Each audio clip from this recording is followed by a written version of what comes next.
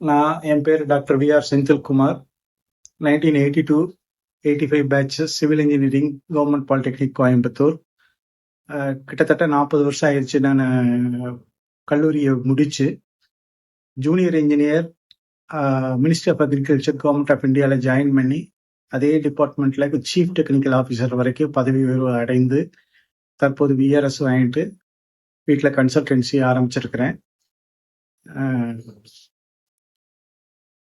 கிட்டத்தட்ட என்னோட வாழ்க்கையில முன்னேற்ற பாதைக்கு முக்கிய அடித்தளமிட்டது ஜிபிடி கோயம்புத்தூர் தான். அது இங்க கற்றுக்கிட்ட வித்தைகள் தான் பல விதத்துல எனக்கு எல்லா மேற்படிப்புகளுக்கும் உதவிச்சு.